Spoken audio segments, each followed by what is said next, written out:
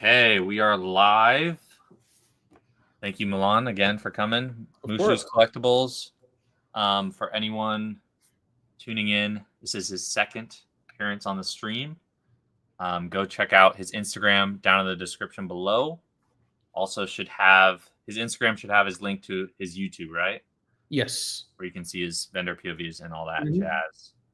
And yeah, welcome. So the focus of today's stream, I know I didn't really debrief you on it, but I wanted to just go into some of the stuff that you and I had talked about a couple weeks ago, which was you sort of rotating out of what you felt were riskier assets at the time, which I would agree with. And I felt like with the market sentiment of everything just going, it feels like it's going up and up and up still. I really wanted to just pose the question to not only you and to the chat or whoever, but also to myself, which is like, when do you decide it's actually time to sell something? And yeah, I feel like right now that question matters to a lot of people. It might not matter to people who are in like a really good financial position where they don't really care if things go up or down.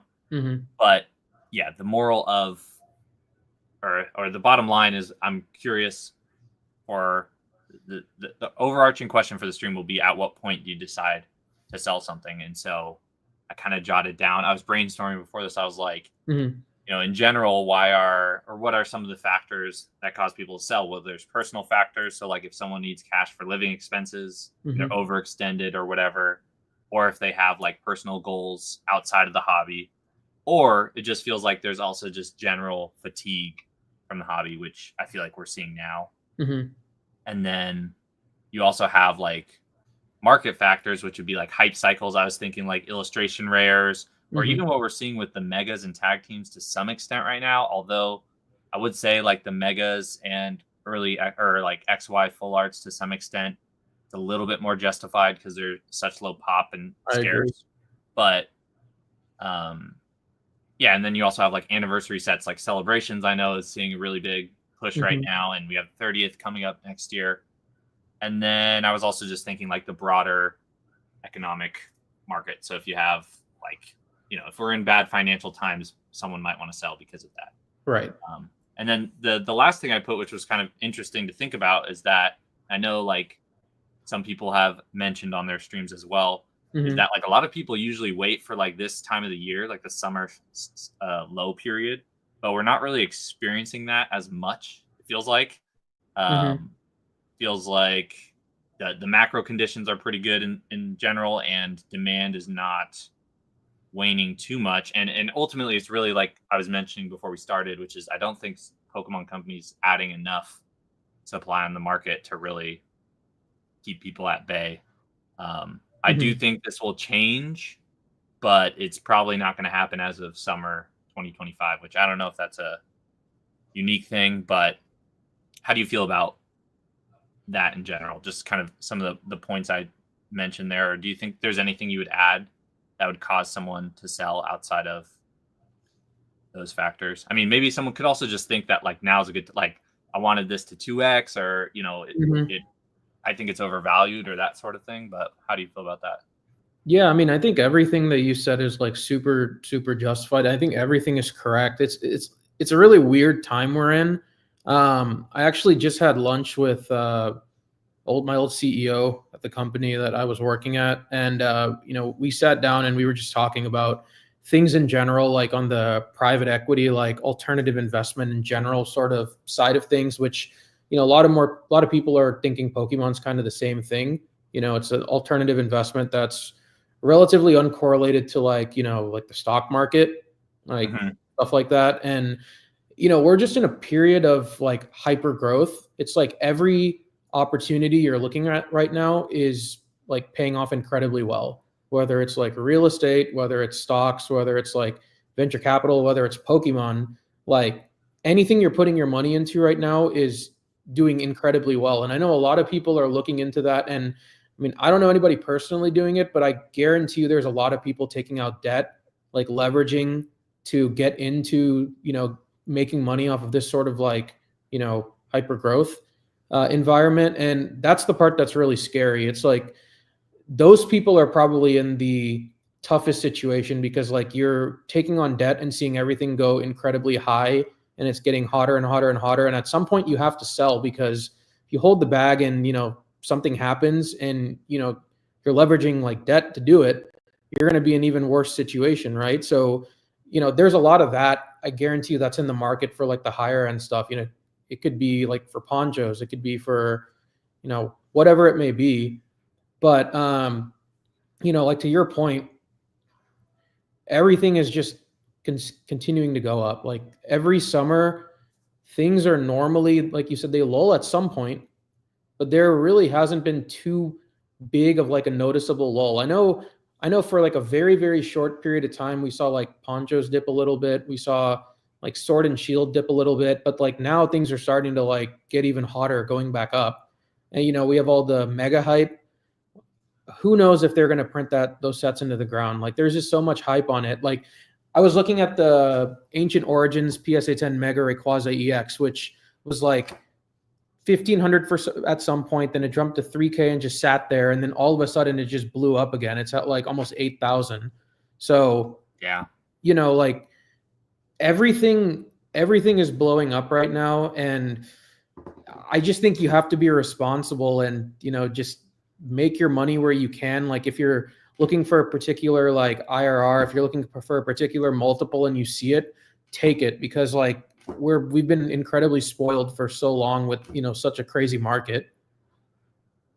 Yeah, I would say probably what I'm taking away from that is to have a little bit more discipline. Like if you set some parameters for yourself, like don't go against it. I don't know. It's okay to change like how you feel about something, but also if you're saying I want a 2x from this or a 3x from this, like that is a crazy multiple. It's different in collectibles, I would say, but when you hit those targets, and especially when you hit them faster than you expected, a lot of people are going to say, well, I'm going to just push my timeline out or whatever, which again, that could be fine. But to your point, if you're leveraged or if you're taking like unnecessary risk, I think people right now, again, I think people are really starting to get pretty greedy with it. You see it in the comps, you see it in the way sellers are listing their items. And I mean, to me, it's more shocking that there's a buyer for a lot of this stuff. Like, I mean, people can list things for whatever they want, but the fact that, you're even seeing, again, it can be, you'll see certain sales here and there where they feel shield or whatnot. But again, people like Z and G are doing their due diligence to try to like parse through those folks. And again, once you have a couple of those comps in a row, then it just sort of, especially on those lower pop cards, it just sort of starts to meld into the That's sort of why I don't personally delve into like too much vintage, is just because at least in a hot era or a hot market like now, I think I would be more willing to do it if things were kind of mellow. But the problem with me with vintage is that someone I know will buy like a pop 7 or a pop 15 PSA 10 or a set. Like we saw this with these black and white cards. They buy it for 5K, let's say. And then there's none listed on the market. And then I'd see them post it for 7K. And then it sells for 7K. And then the next person who has it for 7K lists it for 10K.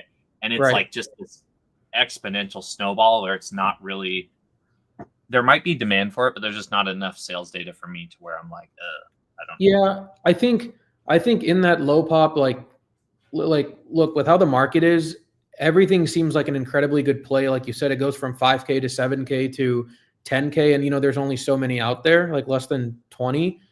But when the market goes down, it turns into an illiquid card. It's like you can list it at whatever you want, but no one's going to be wanting to pay it because they see the general downtrend in the market, and they're just going to be waiting for the price to be listed lower and lower and lower. Next thing you know, you're looking at the comps go from 5, 7, 10 back to 5, and people are less inclined to want to buy it. Like that's essentially how it's going to end up playing out. Some people with like with a really low pop card, like I don't even know. It's just you're playing hot potato with it until someone's stuck with it. And then at that point, it's like you put this much money in and nobody wants to buy it when the market's dropping. It's just. Yeah, you don't get tendies of shit illiquid. Yeah, that's true. And I mean, to be fair, it could have the exact like opposite downside of like, it could go 5, 7, 10. It can also go, if you buy it at 10, it could also go 7, then 5. Right. And yeah, I think, I think too, my issue is vintage is like if you get in that position, and this is super hypothetical, but if you buy it at 10 and it goes back to 5, you might not even have a buyer at 5, and you might have to trade out of Right. it or something, and it's just harder to like really Yeah. get your cash out fast. But that's just Mhm. collectibles in general. Like that's a risk that I don't think enough people consider. I don't think any of us or a lot of the people we talk to see it as much of a risk because we're used to buying and selling enough to where like if we really needed to get out of something, we have like options and exit strategies. You can Yep. trade here, get partial cash here, whatever, Right. to make it okay. But there are a lot of people who I don't remember who I was talking this with. Maybe it's either retro or misprint squid, but it's like some people who are whales who just come in here again. Maybe money isn't an issue to them, but Mhm. they'll just throw down on something, not really knowing what it is, or even having experience selling something, and then if it came time to sell, Mhm. you have nowhere to go. But Right. again, I don't think people of that caliber are gonna struggle long term. But I'd be curious to know. Like, I wish I could see, like the same way you can see with like the national like credit card debt or whatever. I wish you could see Right. that for Pokemon and just see like Oh God, it's what probably demographics and how much debt they're taking on. Is it like the high end stuff that you need debt for because you can't like afford it yeah. to begin with, or is it like just people really feeling FOMO trying to catch even just like a Destined Rivals case or something? They're like, oh, I'll pay it off next month or whatever. Right. I don't know. But yeah, I wanted to quickly touch then on like, so we went over kind of, I guess, more or less the state of the market, sort of, and Mhm. in general, some factors that might cause someone to want to sell in general. Mhm. I put down a couple bullets that I personally try to go by, um, which for me, the first and most obvious one is probably cost basis. So, like, if you're in on something super dirt cheap, that Mhm. can determine whether or not you need to get out of something sooner rather than later. Right. Um, or again, like I'll use an example like Surging Sparks or any any early Scarlet Violets, pretty much SV1 through 5. I have at least one case at around $100 a box. The likelihood it goes back down to that is very, very low, Mhm. but I'm willing to play that game and risk it because of my cost basis. Yep. If I was in on all of those at 200, 250, I might be feeling a little bit different about it right now. Mhm. Granted, I do think in a couple years you'll probably be fine, but again, kind of depends on your goals, how much cash you have as well, like how much can you actually spend. Right. And then yeah, your personal goals. So like for me personally, I want to get a house in a couple years. Luckily, I'm in a position where I don't have to like use my Pokemon assets to get to that. Yep. But I still think I'm at a point where like it would be silly of me to not trim some more of this off. Mhm. Um, so I am thinking about ways to do that. Do I send some to Probe Steam? Do I, I don't know. Mhm. Don't know exactly where I'm going to go with that, but that's again, that was already a bullet I brought up, but personal goals, very important. Um, and then honestly, this one is a little bit more nuanced, but I trust my gut a lot on this stuff. Like it's one of my most trusted guides, I feel like, in an unpredictable market. Mhm. I feel like I'm usually more right than I am wrong, but that's not in terms of like, oh, this was the best play, but just like in terms of, and it's based on a multitude of factors. It's based usually on research. It's based on things I'm hearing. If you go to shows, what are people buying? What's like the Right. overall vibe? And then also just like looking at the movement and trends. One of the best things I do usually is like looking at whatever the top thing is to move and then just going a couple steps down. So my example I always use is the Umbreon VMAX or like stuff from Evolving Skies. Like that is Right. an easy bullet point in Sword and Shield to be an indicator for kind of the rest of the era usually. That's fair. Um, but yeah, and again, my most recent play, which is super speculative, I don't even think it's like that smart of a play, is a lot of those Rainbow, Sun and Moon Uh-huh. tag team GXs. I'm not even a big fan of them in the sense that they're just the same artwork as the full art, just with a rainbow. But my logic there was they're harder to pull, they're pretty low pop in Mhm. general, and they just can't stay at the same price when all the other tag teams are going up 3-4x. That's true. And so there was cards where it's like the Lovebird rainbows when I bought both of them. I paid strong. Like I bought 2 copies off eBay for one was $485 and one was $515, so they averaged out to $500. And it was like the next auction was like $700, and then it was like $650 or something. So again, not a huge gain, but it was like by the time they shipped to my door, they were already up. And there's just not enough of them listed. So that's true. It's just, I had the same thing happen with the megas. Like I bought a lot of PSA 10 megas, and I sold those too early, which was the craziest part. Like I had the Mega Lucario promo, had that in a 10. I got it for 150 or 175. I sold it for 375. I was like, dude, I'm just the king. It's like 2K now or something. 1,500. What? Yeah, no, it's like some crazy number. Holy crap! And I think it too. I didn't see it coming. Where like he was gonna be one of the front runners for the mega set. So I think it's like a culmination of factors. Yeah, there's not many Mega Lucario cards. No. But I mean, I had the Mega Tyranitar I bought for like $220. I sold it for $550, being like, bro, I'm looking. It's at like $1,200 now. Oh my god!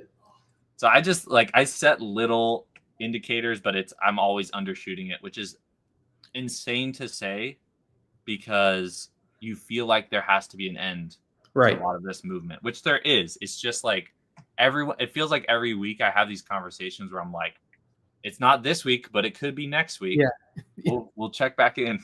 Right. Like, oh shit, everything doubled again. All right. Well, someone's got to sell soon, right? Right. But I don't know. What's your strategy, I guess? So let's just backtrack a little bit. So for anyone watching who doesn't know, I'm sure you've disclosed it sort of in one way or another that you sold a lot of your ponchos and rotated into gold stars at least a little bit. And so can you maybe walk through your mental math on how you came to that decision and how you feel about it? Well, so I mean, I think it kind of, I've had ponchos for so long. Like I think I attribute like a large percentage of like growth of like my business has predominantly come from ponchos, just getting into them early, just, enjoying the art and sharing content on it. And I guess a lot of people getting very fond of like, wanting to pick up ponchos and stuff. And so I literally rode the entire like price ride up. And it was actually, I think at Dallas Collecticon, I had a bunch, but they just all sold that weekend. And I was like just looking at the prices and I'm like, these prices are really, really high. Like I'm a big proponent of like, ROI, like, the very, very, like the first rule of business for me is like, stay liquid. You have to be liquid in order to grow a business with so much competition. And, you put your emotions aside, you put your personal like interests in certain cards aside. At the end of the day, you need to make sure your business is healthy. You need to make sure your business is sufficient. And, it just needs to be like, it needs to be sustainable. And so once I saw all of them sell and I looked at the prices and I'm like, okay, well, like, I was at such good cost into those ponchos that selling them like for market made sense. But then it's like every time you sell them, you're paying higher to get into them again. Right. And, we kind of had a lull period after Dallas Collecticon. And I was just, and then like news came out that the prices were getting shilled and stuff like that, and that's like, obviously just, just like looking at it didn't feel right for me. And this is just like how I personally felt. It didn't feel right or ethical to me to get back into ponchos. So knowing how many people are messaging me every week wanting ponchos, right? Like, I love selling to collectors because it's a great set to collect. But then when I found out about all this and I was thinking, well, like if these prices aren't like legit, like why would I ethically want to sell this card to somebody else at a price that I don't think it's worth? Like, it's like you're selling somebody an inflated price, potentially based on like all the shilling and stuff going on. And at the end of the day, I wouldn't feel right, selling to a collector, for like personal gain. Just be like, okay, I made a ton of money off of this. You're holding this at, you bought this at an incredibly high price. It's not my problem anymore. Like thinking things like ethically I told myself once all of this like, like drama and stuff like dies down and I figure out what the actual value is, like a fair market value for them, I'll get back into them and, sell to collectors. It just seems like to me like an ethically wrong thing for me to do considering like how long I've gotten into them for. And I've always, believed in the prices going up. And then, there was that small period where it just exploded and it didn't make sense to me either. It's as if like everything jumped $1,000 to $2,000, and that was so uncharacteristic compared to the prices at when it was much cheaper when I was buying them. I've never seen that sort of jump in like a week or so. So I started feeling weird about it. And then of course like Atlas has PSA 10 gold stars, and I told myself I was like, you're like, all right, you're not going to be able to afford PSA 10 gold stars. So you know what you're going to do? You're going to focus on PSA 9s, because if I didn't have ponchos, I had gold stars. It was like the two big things that I knew very, very well. And, it just so happened that Gold Star started, getting a lot more attention. I think there was somebody on Instagram, I think it was Brian Collects, that was talking about, Gold Stars and how like higher, like wealthier individuals are getting into them because they like the artwork. The artwork is so great. There's scarcity there, that they've been out for like 20 years. Like the actual like artists are like super, super huge in the Pokemon, like, in like Pokemon history. And so I looked at it that way and I'm like, okay, you know what? I feel like these have been very, very stable.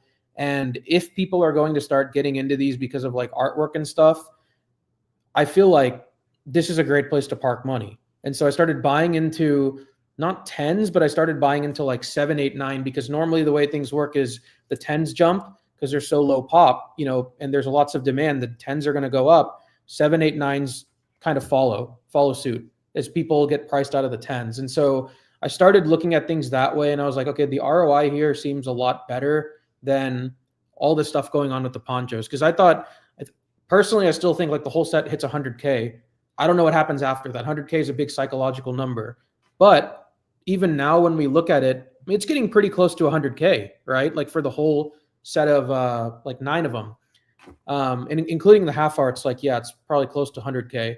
But when you look at things from an ROI perspective, does it make sense for me to, like, if I'm thinking about the business, does it make sense for me to be dumping this much money in for a 5 to 10% return? Or does it make more sense for me to do a more growth play with, everything getting so hot, like in vintage, and focusing on a different sector? And essentially what I did was I did a full rotation to gold stars, and I've been just riding the growth wave up. Like everything's gone up. Of course, ponchos have also gone up, but I feel like I was making a safer decision, thinking about the business before personally thinking about how much I love the ponchos. It was just more of a business decision because, we're up so high. The last thing you want to do is when you're in a really good place, you don't want to just give up like progress, give up growth, just because you like a card, right? So, and I don't PC. Everything's inventory for the business. So that's essentially what my thought process was, and it ended up being a home run because like they've been going on a tear the past like 2-3 weeks. Yeah, I like that. I like that. Again, you sort of reiterated you kind of have to put how you feel about something aside and just focus on it. In your view, like the ROI, it's like how much higher can these go? Or yeah, just weighing that. Like I think the gold stars have more room to grow.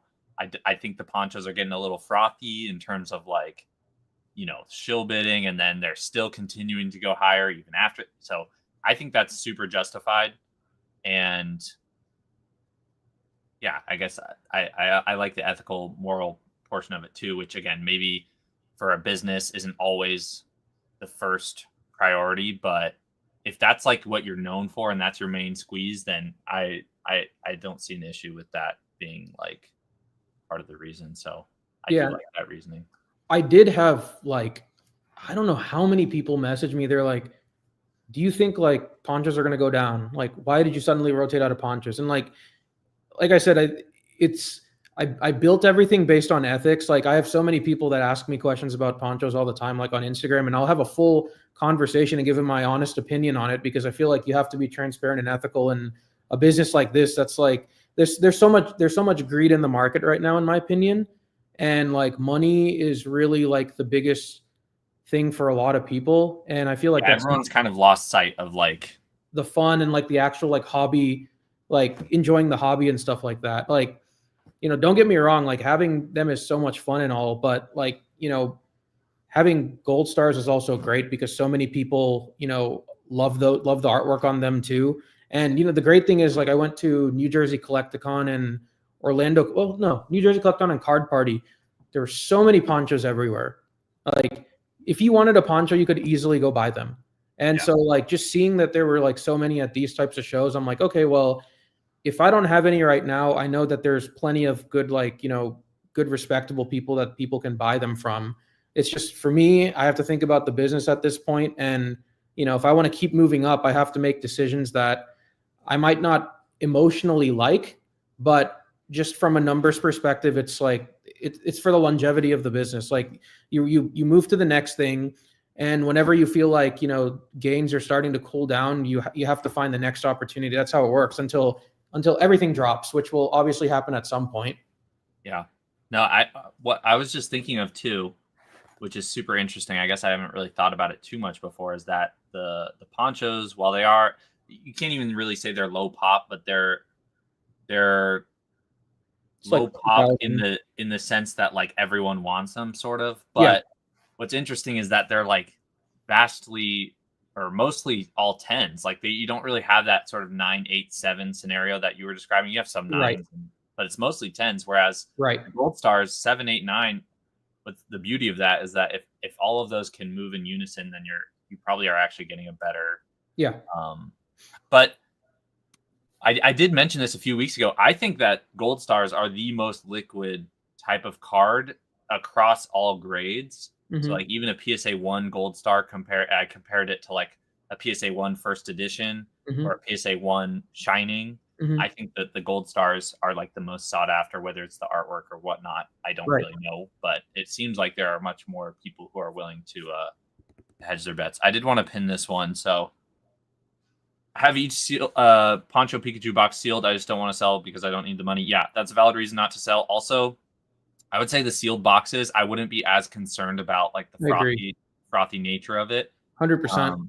There's so many being opened literally every day. Like the pop might I barely see sealed boxes anymore. Exactly. At this point, I think most people have made the grading play. There's probably a few hundred to maybe a few thousand out there, but I mean, I don't think so. Like, there's very few. So I think this is a smart play. I think this is one where, like, investment wise in the future, you'll be very happy that you kept some of these sealed. So yeah, I agree as well. I think at the end of the day, whatever you do with sealed, I mean, that's like the absolute safest option in like any type of market. You're going to hold value. And, there's a lot of fake sealed boxes out there too. So if you have a legit one and you're holding on to it, I mean, I think you're in a great position. Yeah, when I got rid of my Mario Pikachu boxes at 10K or 9K, whatever it was, I was super nervous because I had to sort of backtrack to who had the boxes before me. And I believe the original buyer was Rock Pokemon, or at least of the Luigi box. And he had gotten them from PWCC. I couldn't find the listing for it, whatever. But essentially what happened is when I went, and I may have brought this up when we first met, but I brought them to the guy locally, and he was like, he pulled out his camera and he was like, yo, should we open this like live? I was like, all right, man. Yeah, let's do it. Because I asked him before if he wanted to open it, and he was like, no, I don't think so. And then when I met him, he was like, yeah, let's open it. So I was like sweating because I was like, I'm praying to God these are real. So he only opened the Luigi one because I was like, if you're going to open one, you might as well open the cheaper one. Right. Keep the Mario sealed. And it ended up having them in there, which was great. But that was like just around when they were starting to get more. They were already getting resealed at that time, but now it's probably even worse because they're double, triple the price. Yep. My PSA 1 gold stars fly like Mega Dragonite's phenomenally angelic headwings. Yeah, what do you think of? Sir, for what it's worth, Pocket Pals got a bunch of PSA 1 gold stars recently, and like they just flew. Like he had them for maybe a few days or something, and the next thing you know, they're already gone. It's because people collect ones, and they're just getting so pricey that they'll take whatever whatever grade they can get at this point. Because even in like a PSA 1, the pop is like 500 or something like max. I want to share for anyone who did not get to see the angelic boy. The wings are the placement of the wings is questionable, but hey, I can't at this point I can't fade Pokemon anymore. I trust their decision making. I'll ride or die with them. There's a lot of cool artwork coming out of it, like people doing fan art. Yeah. But I did want to share I just pulled up like ZNGs, or actually no, I just looked up Pikachu PSA 10s because I feel like Pikachus across the board are absolutely skyrocketing, which I know we talked about ponchos, but like all this one was huge. This that one rally stamp, and then you have where's another one? This one was interesting. So the Chinese one, I think this one dropped from like 3K, didn't it? Yeah, it did. It pulled back a lot. That's like almost 50%. But I think that's healthy. Like I am more on the side of let's rotate out of like this super frothy stuff into more like stable cards as opposed to letting these continue to pump higher. So I don't mind that. Right. Got some ponchos. This one's pretty big. The McDonald's one's starting to go up. I think this card should be more expensive. I think so too. Yeah. Yeah. You can't have Squirtle be like $4,000 and Pikachu be at 1,500. More Chinese cards. Magikarp. These ones are so crazy, bro. Like, I remember I was at one point going to get the full set of a lot of these Battle Festas. Mm-hmm.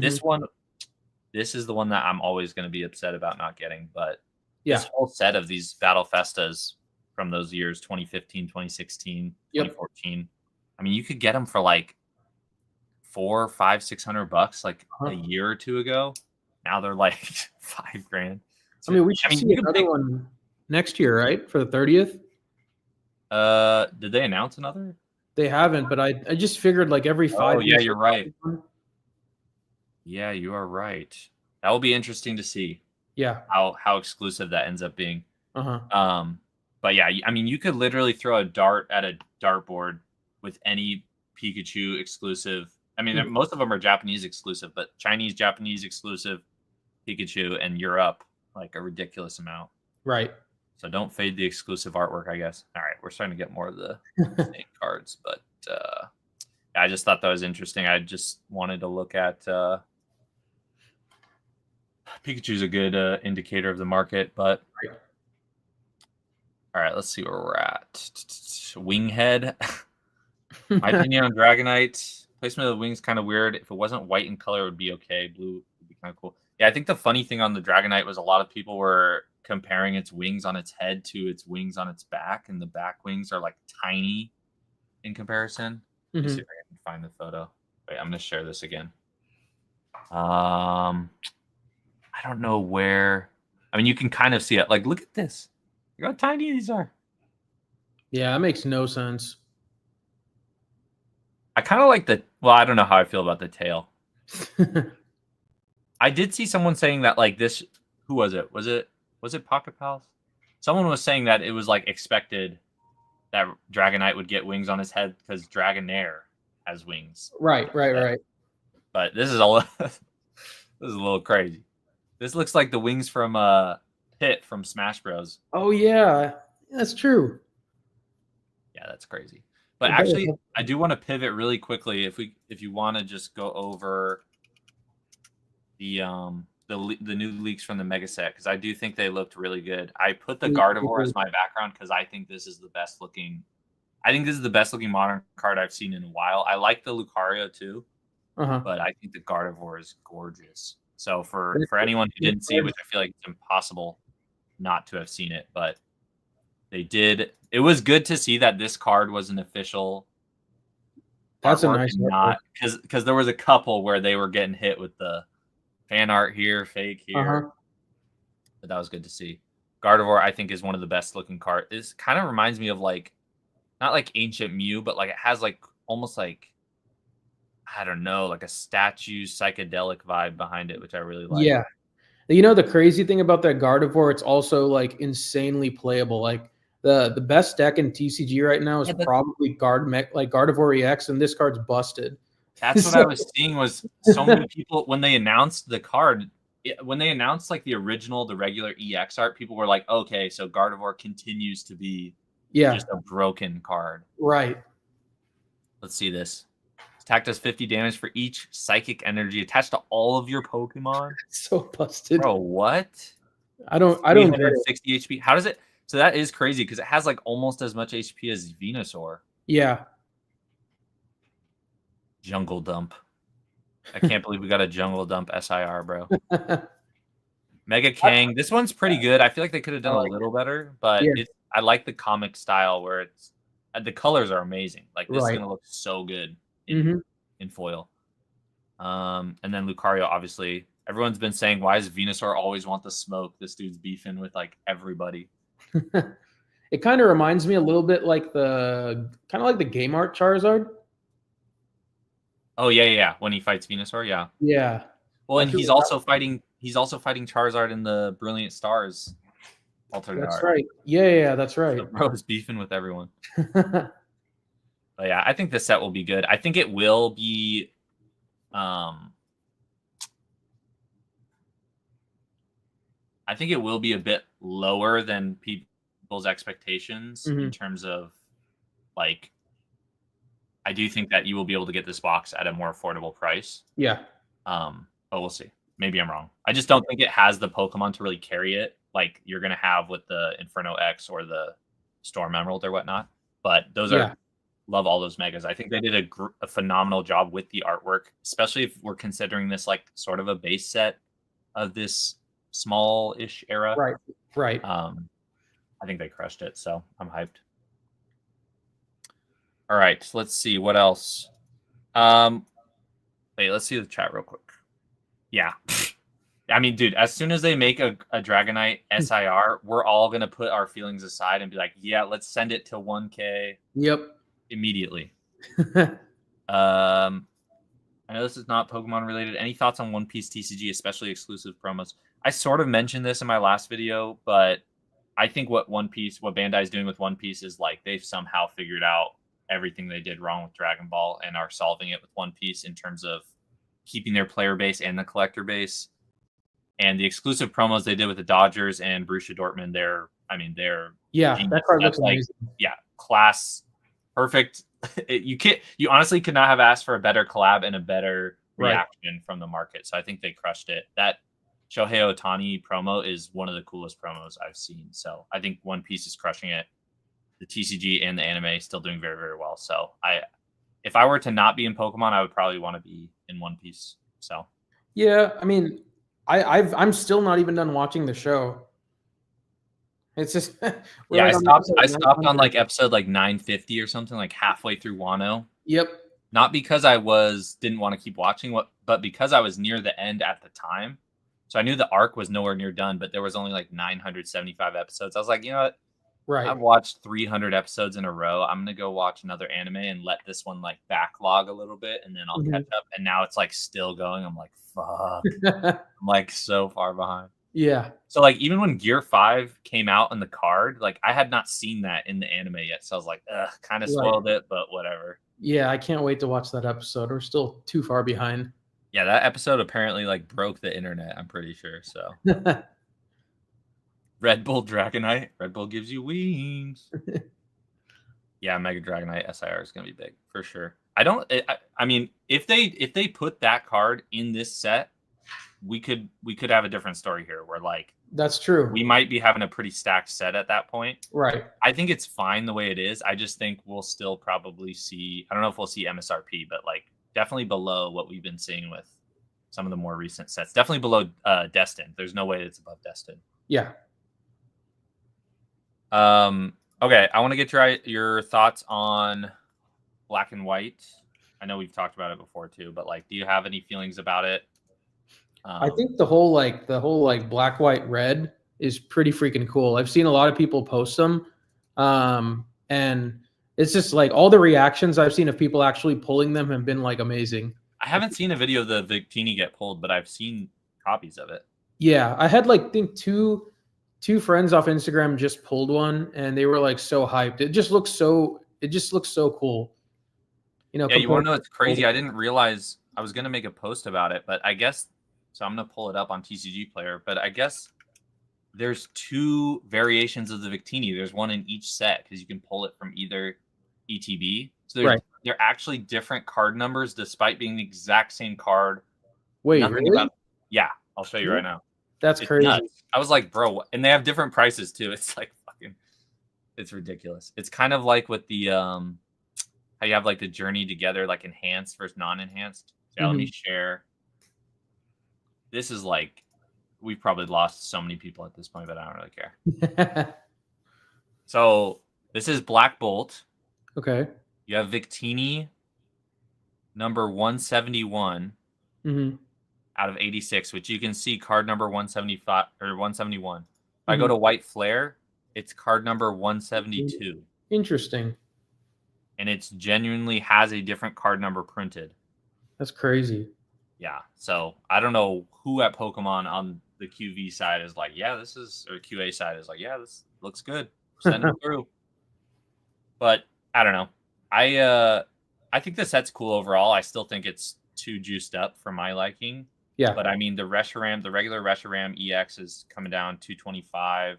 Zekrom's at 300. So they're still high, but I mean, you have certain SIRs which are still way too high, I think. But I think Black and White was like the time frame. I wasn't opening crazy amount of packs and stuff. I was a lot more into like Gen 1 to 4. Yeah. So for me, it's like like they're cool and all, but it doesn't like pull at like the childhood strings or anything like that. Yeah, and I think honestly, I don't know if this is like official or not, but I think they had to juice up this set so much because the era as a whole is kind of weaker. And and we've just seen that historically, even if you look at the TCG and then also the games, I think too. So I get why they might have done it, but at the same time, I'm like, I would be worried buying into any of these IRs, especially granted, some of them are hard to pull because there are so many of them. And I know I was watching Pokemon USA stream earlier, and they were talking about how the Seismitoad is doing really well because it's Shinji Kanda. He did the Giratina and the Magneton and stuff. But it's like $73 IR, and I'm like, bro, I would not want to touch that. But it is a cool card. Yeah. Okay, let's see.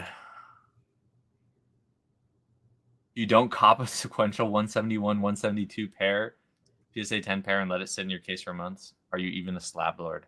For real. Honestly, that would be a nightmare to have to try to educate buyers. That is true. On what's going on with that. And then I think the Japanese one is a tournament promo or something as opposed to. I think I heard about that one. Yeah. I like the idea. I like the idea of them trying stuff that's new. Nothing. Reshiram, Zekrom, Victini don't get my gears going, but yeah.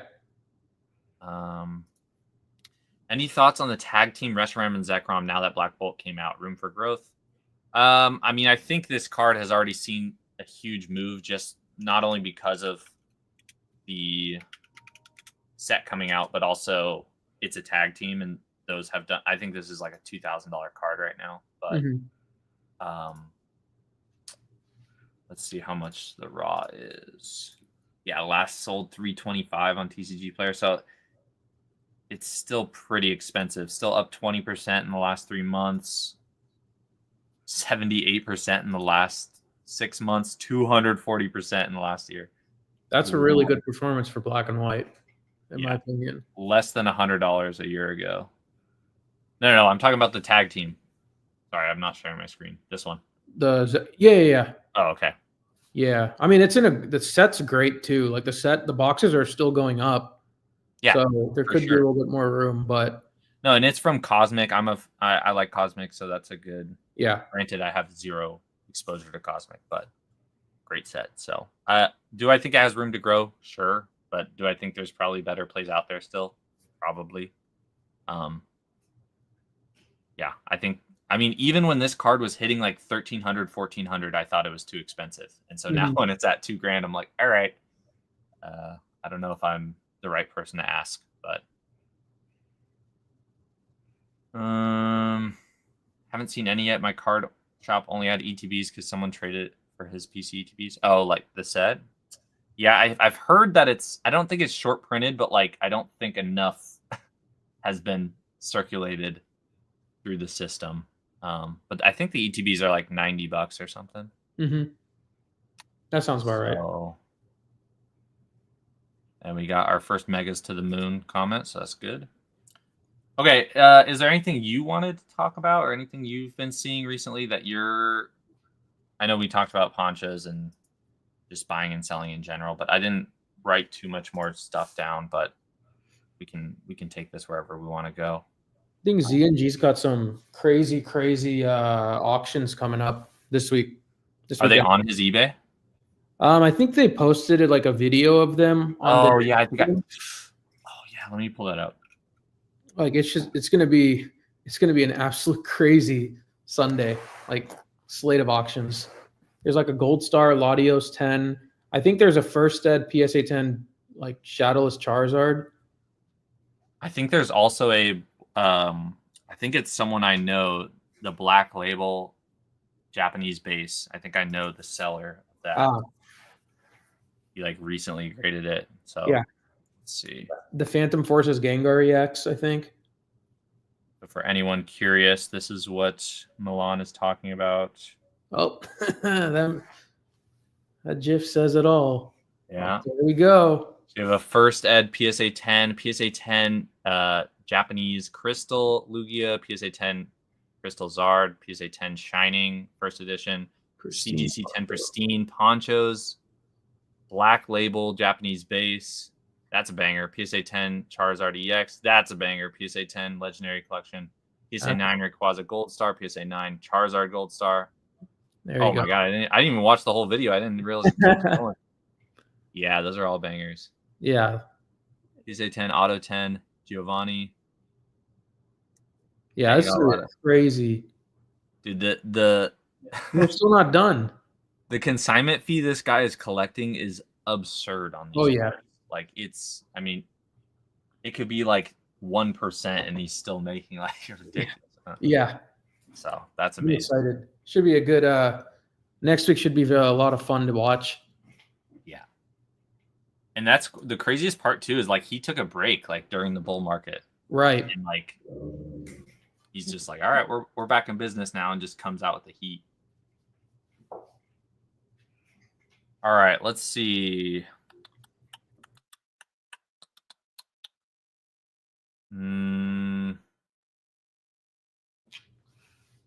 What do you think about PSA versus CGC recently? Or like, do you think CGC is a more viable option right now with PSA backlog, or how do you feel about it? Maybe not for like super high end, but just to like get inventory and start churning stuff out.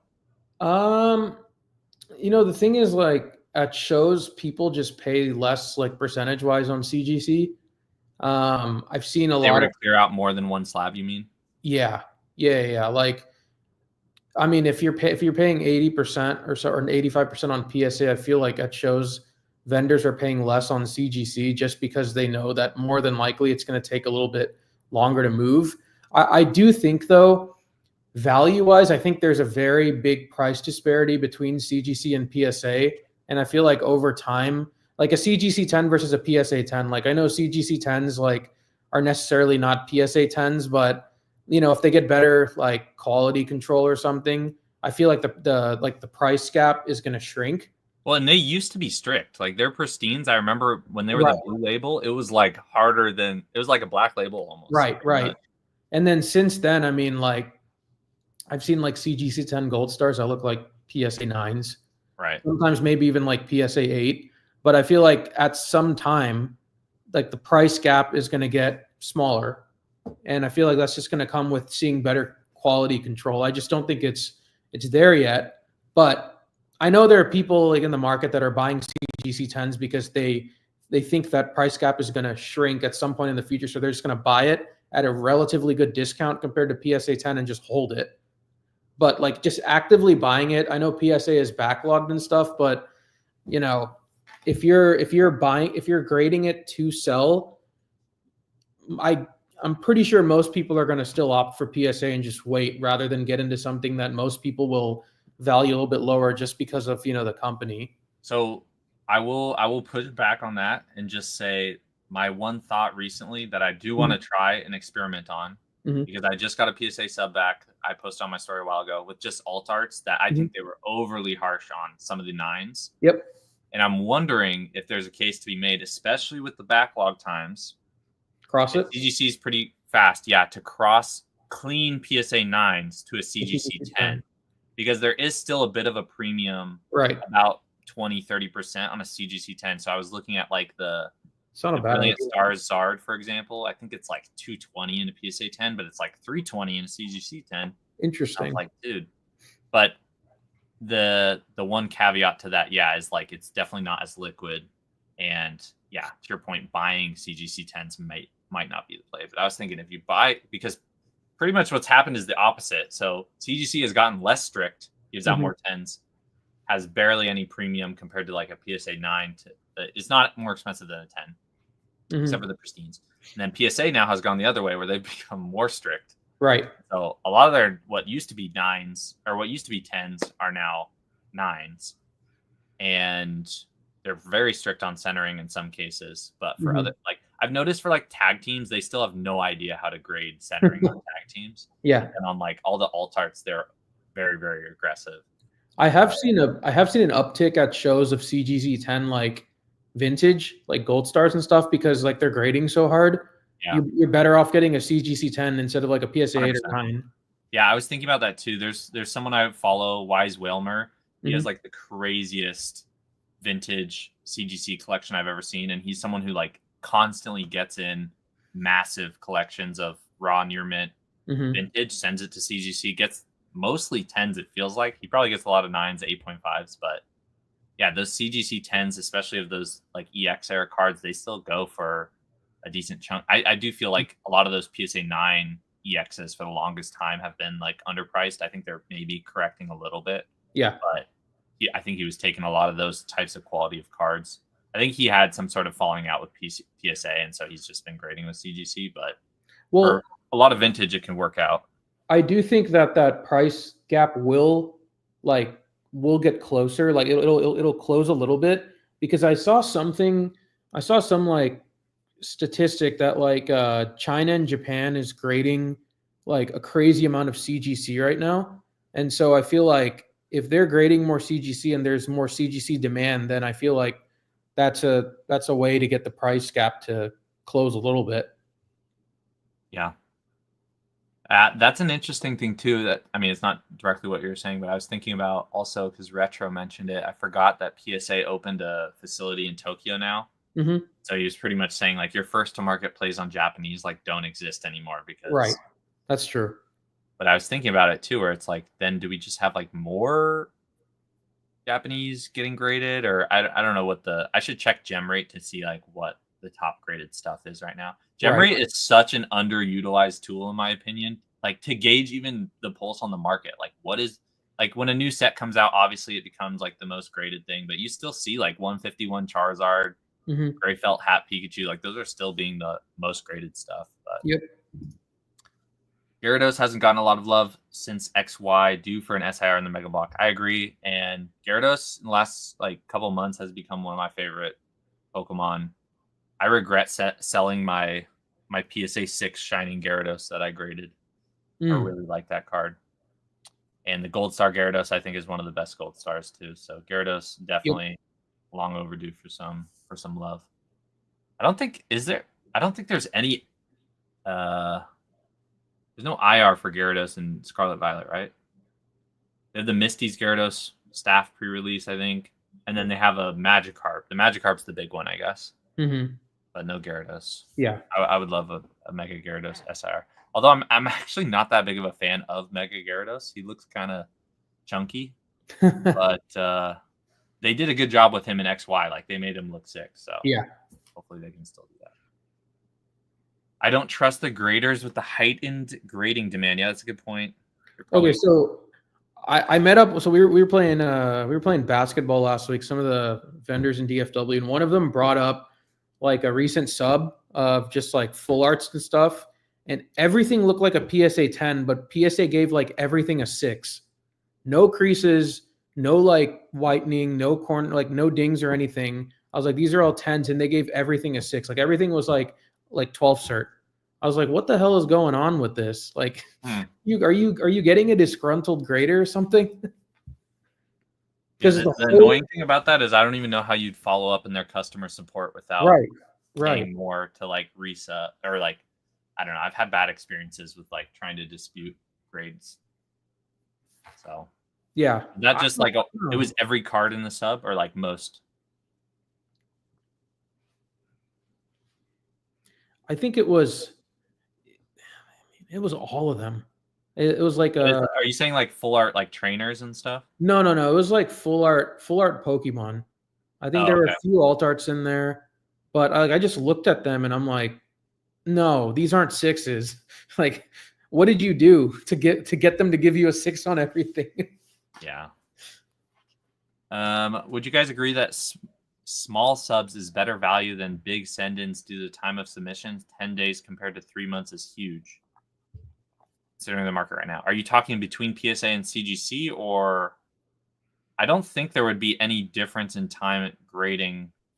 I don't think. I could be wrong. I would assume it's like when they receive your order. I know stuff gets graded out of order a lot of times, but like I think even if you send 100-card submission, if you sent it 6 months ago, it's probably further in the queue than someone sending a 10-card submission now, but I could be wrong unless I'm misunderstanding the question. But I do think that, again, I'm just personally looking at alt arts, thinking there could be a play of going PSA 9 in some cases. Because a lot of people at shows sell you PSA 9 at Raw, and then they'll give you like a discount on top of it. And so Right. there could be a play there. But be interesting to see if PSA grades easier during a bear market versus a bull market when they're bombarded with cards. Yeah, that's a good point. Yeah, I mean, that is something to think about. Like if they get millions of cards right now, I mean, they already were getting hundreds of thousands to millions of cards, but millions of cards. I don't know, man. I feel like we give them too much credit on them being on top of this sort of stuff, but at the same time, it really feels like it's greater dependent to me because I know people who are still sending Sun and Moon tag teams and getting like 70-80% PSA 10s, but then I'm sending like alt arts and like GX promos that I'm like I spent like 4 hours coming. I'm just a bad grader, I think. I think that's what it comes down to. Got like 4 10s out of and the rest all 9s. Jesus. Yeah, bro, it was brutal. PSA is grade guarding in my opinion. Yeah, I don't know. I think maybe. I think it's probably more likely with vintage. I think this is how I think it. I think so. I think if someone were to send a raw first edition base PSA or first edition base Charizard near mint, whatever, I think they're gonna grade that with higher scrutiny than they would a alt art, an SIR, an 100%. IR. Yep. And that's just due to the nature of like that card has more. See, I wonder too, like honestly, I wouldn't be surprised if based on the tier of submission, they send it to different people. Like if it's a card that's a $10,000 plus card, I wouldn't be surprised if they send that to their more expert level Yep. grader as opposed to fucking Joe Schmo who just started last week and he's like, yeah, this kid's a start at 10. And people are like, holy shit, a new PSA 10 has hit the market. Yep. $19 per is brutal. Yeah. It's like the like I saw a picture of the Black Label Mudkip Gold Star, and that doesn't even look like a PSA 10. Yeah. And so it's like, how did that Black Label? I don't get it. It's a marketing ploy by Beckett. Yeah. That's the problem with some of that stuff is they can kind of choose when to move the needle on some of that. Right. Vintage just okay, that's exactly what I was just thinking. That makes sense to me, honestly. The crazy thing too is, did you see a couple months ago with like all of the forged? Most of them were Harada signatures, I think, but there was also maybe a few Fukada signatures that I know Swolepoke like would post on his story, being like, "Bro, there's like so many fake ones coming in," and they'd be on eBay auctions on Probstein and stuff. I don't know why. I don't remember who I asked, but I was like, I don't know why they don't just hire that guy as like a consultant and pay Yeah, him like big bucks to like yeah. authenticate. That's not my writing. Yeah, but it's like, dude, he's someone who like has spent enough time in that market that it would feel worthwhile to you can verify it up with the event or things like that. Right. But we want Joe Schmo throwing tens out. Yeah, for us modern guys, we want Joe Schmo for sure. Yeah, I want the guy who like just came back from his lunch break and is like smoked a cigarette or a blunt, and he's like Yeah. has no idea what's going on. He's like, bro, I need to be done with my shift because he's all tens. So there was an instance with one of my vendor friends. He got a PSA 10 Team Aqua's Kyogre. It was like a fresh 11 cert, but it was not a PSA 10. Like it was horrible. They gave it a 10, and what ended up happening is PSA deactivated the cert, and it's like a $25,000 card. Wow. I don't know how that's all being like. But here's the thing, dude. They gotta pay out for that stuff because that's crazy Yeah, if they make that's that nuts. sort of error. Right. I tried to do that. It didn't end up working out because I guess there was damage on the card beneath the grade. But Mm-hmm. I sent a PSA 10 Giratina that had a crack in the slab. It got regraded a 5. So I lost I was in on it super cheap at the time because PSA 10s were like 900 or something. Yeah. So I think I was in on it after trade-in. I was in on it for like 500 or 600, and I sold the PSA 5 on eBay for 550 during the bull market. But it was still like the payout process for them is pretty difficult in the sense where it's like if they remove or recase and they deem it to be damaged outside of their own grading, then they won't pay you out. But if they deactivate the certain stuff, I would assume that they would have had to pay out for that. Yeah. Now, how they determine the market value is a different. That's different. Yeah, it's crazy. They're gonna take comps from like 8 months ago. Yeah, or just like, so can I get some private sales? Figure out how that's actually working. Yeah, that would be nut. That's so hard on low pop cards. They would have nothing to go off of. Exactly. Publicity stunt. I'm assuming Poképals is referring to Mudkip. Mudkip. Yeah. Let's see. He says definitely doing shady stuff on the. So okay, this is another interesting thing I've heard. I don't know if they're dishing out tens to the GameStop orders, but I've definitely heard that GameStop orders are getting processed first. That's what I've heard. I don't know if that's true, but my understanding is like part of their partnership is like they process those orders first. I could be totally off on that, but Zach, I think that means you and I need to open up a GameStop. yeah. Or dude, I need to reactivate my GameStop like membership. I used to get Game Informer every month, bro, until I was like 13. That was the best. That's how I found out about new games coming out. Brett Collects, what's up, bro? What are your 3 biggest hiccups when market goes back to normal? Or do we go back into a bear? I'm gonna let you go first because I have no idea off the top of my head.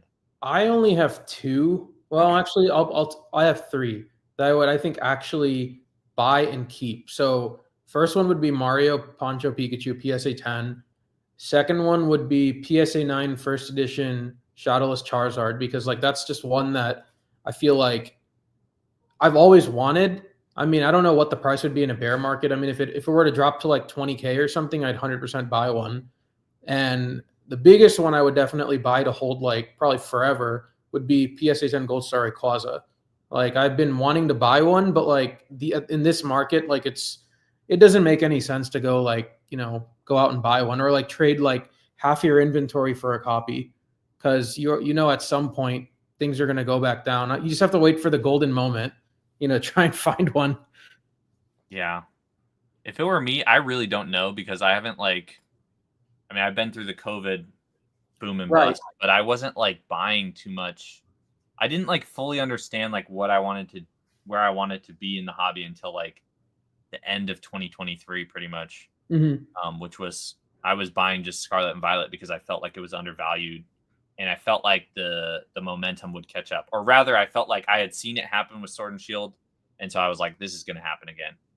Luckily, I was right somewhat, but as far like honestly, what I would probably go for, I don't know which ones off the top of my head, but I'd probably go for some pretty niche, either Japanese exclusive promos like sealed or raw near mint, Hmm. when they come back down, or something I've been picking up a lot of promos recently, and even like WotC era Black Star promos, just some of those more niche ones where it maybe isn't impossible to get a 10, but like right now they're doing well, but not well enough to where it would justify buying them. But The Chinese Mew would be pretty crazy.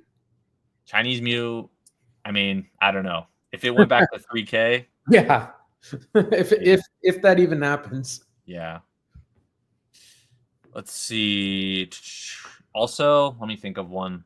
Let me think of a sealed one. I'd probably buy, if we went into a bear bro, I would buy so much 151. I would want to throw up. I would buy so many blooming waters, because I think right now it's corrected back to like 120, 130. But when it was like 95 to 100, bro, the math did not make sense at all. You could sell those packs for $10 a pack. It's $140 worth of packs plus 2 promos or 4 promos plus jumbo. Like you were getting like probably close to $150 in value for a $90, $100 purchase. Yep. If it drops that low again, I probably would make a move. Especially compared to like the bundles and stuff were at the same price. The bundles were like 60, $70, but the packs and the blooming, people would just like, I don't know, people just crash it because they go to Costco or wherever they were getting them, Target. Right. They might as well scan the cards with AI. I mean, I think they're probably headed there in the future at some point. I could see them doing that to boost their revenue too. If it becomes cheap enough, the technology where they could just fire a bunch of their Joe Schmo graders. Or they fire everybody. You can go to Beckett, smoke blunts, and get more ash in my BGS 9.5s. Yeah. Waiting on the dip on the Greninja Gold Star. Hell no. That would scare me. Oh, Dawson. Oh no. That's funny. I have been buying a lot of those Lucario V-Star promos though. If I can get them for like 70%. Yeah. Just because it's a Sword and Shield promo. I like the Lucario play right now. Yeah. So that's kind of where I'm at. What's going to cause the market to go down? All it's doing is going up. Yeah, I think it needs to be like some sort of macro move. The people that are like leveraged debt end up the first people selling, which causes panic and causes other people to sell. It's just like how everything happens in like a recession or something. Like it's always the people that are leveraged, which, you know, I guarantee you people are thinking of Pokemon as investing and they're, you know, not being disciplined and leveraging debt to get into it. That's what's tough about like the very few videos that I made that did really well is like I made them under the assumption that I was thinking that people were already buying Pokemon debt free and that sort of thing. But then I started to think about it more and I'm like, bro, some of these people buying stuff have 2-3 kids, like they're paycheck to paycheck. I'm like, they should not be buying Pokemon. But I don't know everyone's story. I want people to be safe, so I try to put a little disclaimer, but it's not, I mean, the algos do not like you babbling on about that. Yeah. Well, if you also think about it, like what rates are at like 7-8% right now. A lot of stuff has gone up over 20% in the past 2-3 months. So I think that's bullish though, because like people are expecting rate cuts, I think. Yeah. I don't know with the current Fed chair, Jerome Powell or whatever. I know Trump like hates him, but I think they're trying to get a new one where they would cut it. But I think what the uncertainty becomes with like all the tariffs he had. That's true too. But we'll see. Got in around Pokemon Go boom. Been through the COVID boom. This boom really feels like product is scarce. Yeah, so this is the big thing, I think, and a lot of other YouTubers have mentioned this, but I think the rip and ship culture is the big. That's like the biggest factor that's different between, because like at the beginning of Sword and Shield, you had some Twitch streamers that were opening packs, but like Whatnot wasn't huge yet. And people, it's just not the same. Like, and those products did not age well either. Like Champion's Path, Vivid Voltage, Darkness Ablaze. This era feels a lot stronger, and the rip and ship is just already been burning through even a lot of those earlier I mean, we had pump and dumps with like the Drowsy IR and stuff, but when you have those pump and dumps in this era, it causes people to go back and rip thousands of Scarlet Violet base packs, which normally they wouldn't want to rip. But like all of these market fluctuations now start to correlate to what's being ripped the most on stream. I really wish I messaged Dan, Catch 'em All Collectibles. because he's posted a few times about like his rip and ship data, like which packs are being ripped the most. I really wish there was like a public way to view like how gem rate discloses for PSA stuff on Fanatics or eBay Live or whatnot. What packs are being ripped the most, because that would really better inform you. Like, because what was shocking was I asked him what's been the most ripped stuff in the past 3 weeks, and he said again, he's like, this is just for my stream. It can be different, but Prismatic wasn't even in the top 5. It was like Black and White. 151, Paldean Fates, Destined Rivals, which that all makes sense, but I don't know. I was a little bit shocked. Let's see. When prices stall, people get scared, eBay floods, and then race to the bottom. Yeah. I mean, the problem is that with a lot of these cards, especially some of these more modern ones, a lot of these promos, celebrations, there's so many thousands of them out there. There's people hoarding hundreds and hundreds of Greninja Gold Stars, even Lucario V-Star. So I would not be making plays on them. If you can't, don't spend what you can't afford to lose. Right. Just tread cautiously. Have conviction and stay confident in your plays, but also like don't bet the farm on one play. Pull up the top 24 cards of Sword and Shield and SV next to each other on TCG Player. Sword and Shield smokes SV. Yeah, that's true. But Sword and Shield has also aged for a lot longer. Yeah. Here's the thing. I will say a lot of the top chases in Sword and Shield are much more expensive dollar-wise. I don't think a lot of the sets in Sword and Shield have as much depth as Scarlet Violet era, besides ones like Evolving Skies. Like, even if you look at Lost Origin, Silver Tempest, I mean, Fusion Strike's got a little bit more depth, but like a lot of them is just like one main alt art, and then it's really bad from there. They have trainer galleries. The trainer galleries are good, but we'll see. We'll see long term. Yeah, Pocket Bells pretty much hit it right on the nail, I think, what I was saying. But I think the more interesting conversation becomes with the sealed long term. I do think that Sword and Shield is like the most obvious buy right now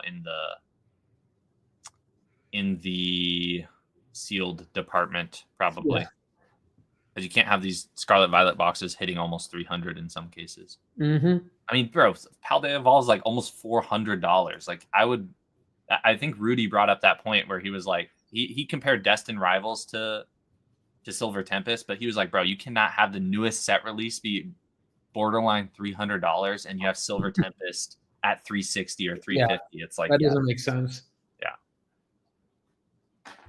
Saw 250 plus Greninja Gold Stars for $1 each when Celebrations came out. Yeah, that is the one thing I don't like about like making promo plays recently for me, is that some of these cards, I mean, the Pikachu full art from Celebrations, that was like not even a main, it was not a classic Celebrations classic hit.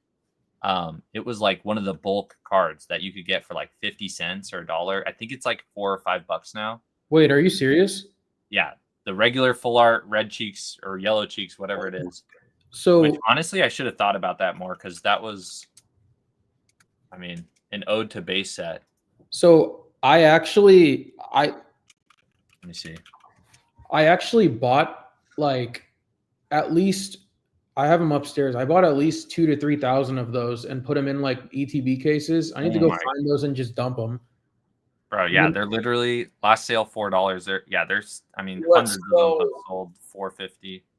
Let's go. Oh, yeah, I'm gonna go post those for sale. That's 177% in the last 3 months. I'm gonna share my screen. Disgusting. But honestly, again, when I'm looking at it now, it's hindsight's 2020. Looking at it now, it seems like an obvious play because it's an ode to the regular jungle set. Yeah, like obvious artwork, but Jesus Christ. I mean, 3 months ago you could get this card for $1.50. You'd be up almost 3x. No, more than 2x, almost 3x. Sorry. Yeah, that's okay. 77% in the last month, 300%. Yeah. So how low was it? Yeah, you could literally get it for 32 cents a year. Yeah, I was picking them up for like 15, 20 cents a piece, like way back. Disgusting. So if you see me posting on my story, don't mind anything. You want to know something I've been looking at, actually, which this is like, when I'm starting to think this way, this is how you know the market's fucked and I'm thinking way too deep, is Yeah. I've been looking at grading like bulk, uh, like Sword and Shield era regular hollows and Sun and Moon era regular hollows. Mm-hmm. Because like the premiums you can get on some of those 10s is crazy. You Mm-hmm. can buy the card for like this, like $1, $2, and it'll go for 150, 200 in PSA 10 because there's just none of them. No one's grading them. But I'll show like this is someone who I'm gonna get on the show sometime. But Vincent Rattled Carp, for anyone who wants to check him out. He always posts really cool subs.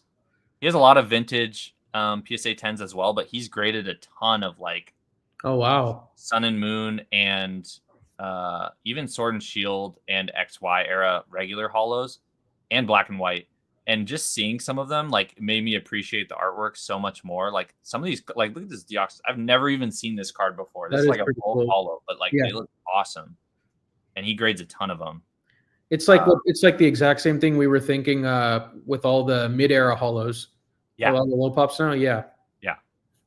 Crobat from Unbroken Bonds. These are like random ass ones where I would never Blaziken, Furious Fist. So, but these like you have a buyer for these. Like you'll have someone who either exclusively collect. Like these are cards where I would not mind them sitting on my eBay store for 2-3 years until I find the right buyer. Right. Like these are gorgeous cards, and I was like, dude, how hard is it to get like, you know how people buy bulk hollows by the thousands? Like, how hard is it to get from a certain era?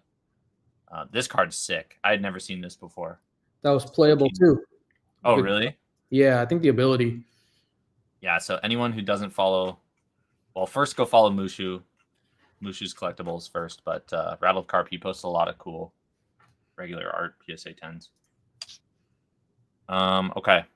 What are we at? An hour and 15. You want to go for like 15, 20 more minutes? Does that work? Yeah, that's fine. Okay. Holy hell. Sold Gym Heroes boxes for $30 and $1 packs around 9/11 market with shit. Holy hell. That is insane. You are a seasoned veteran for being, well, yeah, for being around that long. That's insane. Did you own a card shop, Pokepainter, or did you just have like Gym Heroes boxes just for shits and gigs? Try the Mimikyu promo from Celebration's lunch tin. Threw those as bulk too, now at $14. What? Wait, the Delta species one? Wait a minute. Bro. Celebrations has had an absolute monster move. Oh yeah. No one's been looking at it. But honestly, like with the 30th anniversary coming up, yeah. Most recent sales, $12.98, $12.98, $11.47. Oh, sorry, I'm not sharing. This is a banger card too. Like for being like a modern ode to Delta species, this is a sick artwork. Wait, that was a card? Yeah, I guess it was a tin. I don't know what. Whoa. Water type Mimikyu. Let me see where it comes in. Delta species. I don't know what. Oversized card. I don't know how to find the product. Delta species. What is it? What do you say? A tin? Tin. Lunch tin?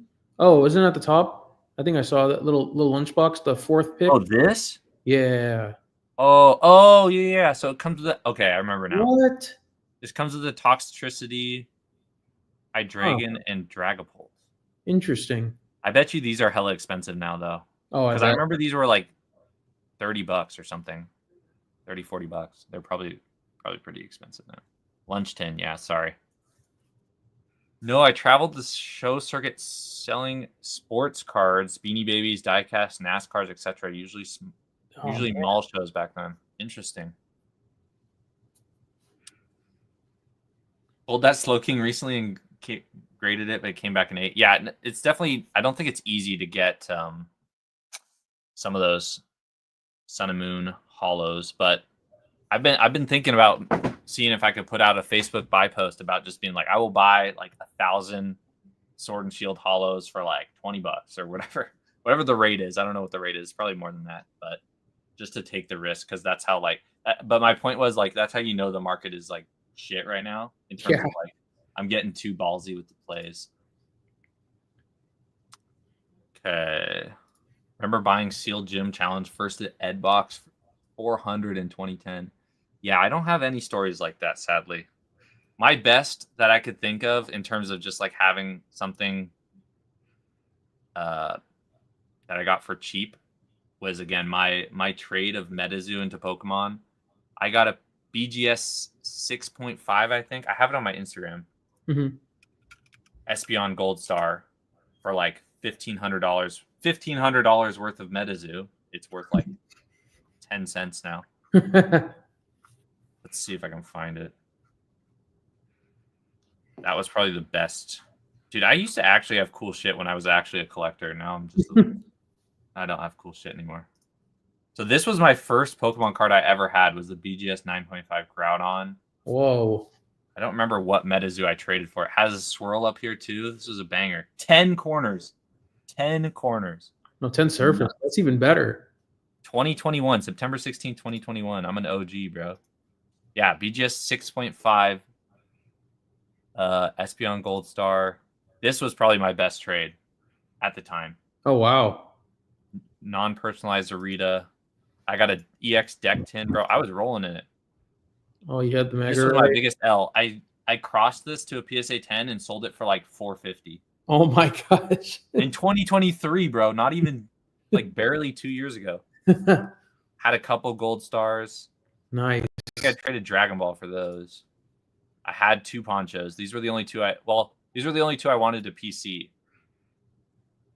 Had the Mario Pikachus. This is probably one of my favorite items that I had. These Japanese triple blisters were insane for Diamond and Pearl. Those were great. Yeah. Let's see what else. Oh yeah, this was also cool. I had a top 4 Taiwan Scarlet Violet era trophy card. You want to know what's crazy? Is I traded this into Scarlet Violet era cases, and it was the best decision. I think I got 3 Twilight Masquerade cases, 1 Temporal Forces cases, 1 Temporal Force case, a loose Twilight box, and then like 50 or 60 Twilight blisters. It was like a 3K trade.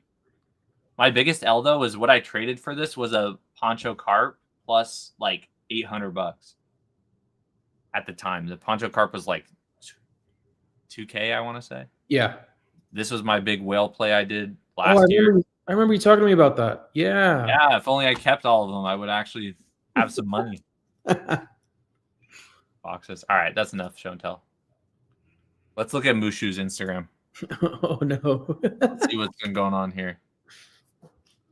Also, yeah, anyone leave questions in the chat. We're just shooting the shit now. Warner Brothers had sold them in malls. Malls went bankrupt. I bought all old WotC boxes, $3.60. Holy shit. That's like crazy though, because like you could not have known back then. Oh, you got this? Okay. Everyone go enter Mushu's giveaway. Yeah. Lugia break card. Okay, go follow him. This is actually a sick break. That's another one. Honestly, breaks will probably have their comeback. I'm gonna be one of these days like Lugia's gonna be worth 5K, and I'm gonna be like, I just gave away 5K. What's the pop on this? It's like 500, I think, something like that. That's not too bad. It's not bad. I just figured it's a cool card to give away. I got it in a trade and was like, it's a Lugia, and no one posts breaks anymore. I just don't like that you have to rotate them sideways, but yeah. Damn, it's even lower, 349. Dang. I'm saying I don't like them sideways when like one of my biggest plays was selling sideways facing Mario cards. So, fuck shit. Yeah, look at that. All the gold stars. Sheesh. Yeah, We'll man, these cards are nuts. Yeah, the Rayquaza 9 just sold yesterday. Oh my god. Yeah, I remember this. Metazoo sold a PSA 10 red ink for $12K. I got in trade. Yeah, that's nuts. Oh man. What is it going for now? Let's check eBay. I'm gonna guess red ink. I'm gonna guess $200.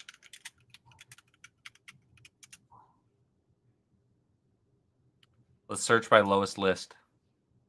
Oh shit, they have these playing cards. I'm never gonna be able to find it. Never mind. Let's look at sold listings. These are like the secret rares, I'm pretty sure. Bro, what? 12K. Jesus. I'm gonna filter. Damn. $627 May 2025. Wow. That might have been like when they were still coming back though. Stamped Moltres Hollow from Brilliant is another one I bulked. Which one is that? Stamped Moltres from Moltres, Brilliant, Stars, Stamp. Is this like a pre-release?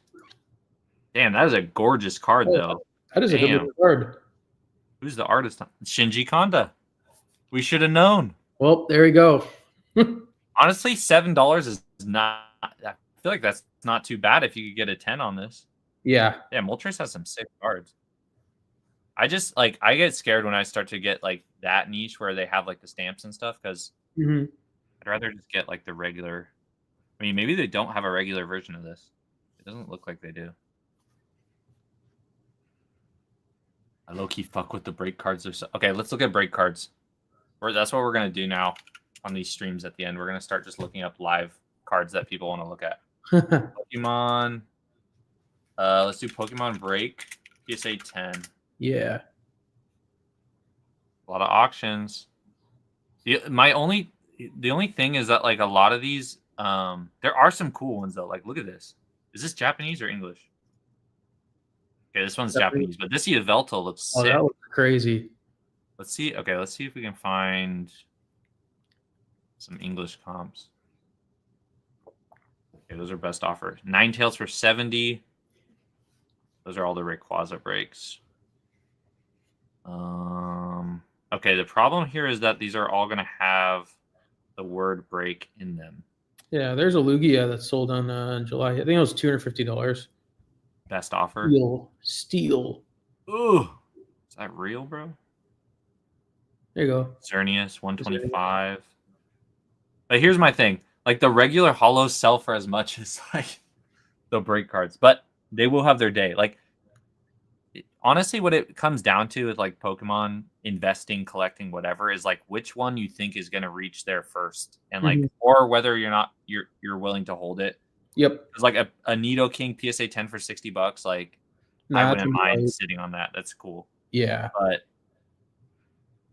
the Raichu, so the only two that I thought about a couple months ago making a play on, because I did consider breaks, and then I was like, bro, what am I doing? I'm getting way too was the Raichu and the Lugia were the only two I was thinking of. The Raichu looks sick. It does look cool. Yeah, that's badass. I'll break my neck looking at it. Yeah, the problem is just like the popularity is. Wow, that's a big one. 305 for Empoleon. It's a Black Star promo.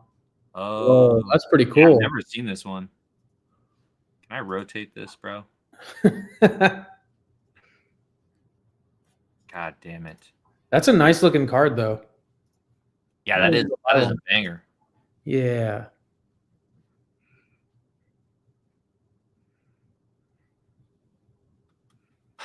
Let's see. Someone else give us another card or arrow to look at, and then we'll call it. $45 for the Raticate. Oh, that's Japanese. Damn, that's an ugly ass card. Yeah, that card's not God damn. They did my boy dirty. The shiny tooth, bro. They greased him. 45 for Starmie. Okay, these are Japanese. I was gonna say if these are English, that's not bad, bro. December 10th, Ninetales for $37. That's crazy. That's Lugia pretty at 330. Which one is this a promo? This is a sick card. No Bonagas. Bonagas. Ambition bonus promo.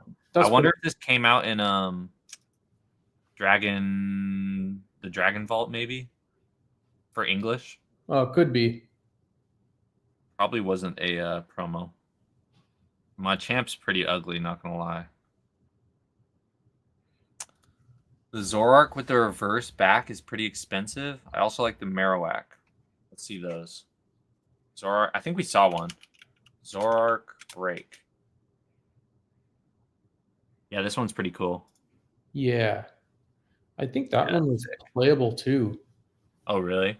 Yeah, I think so. Were you playing around XY? I played a little bit. Yeah, what was the other one?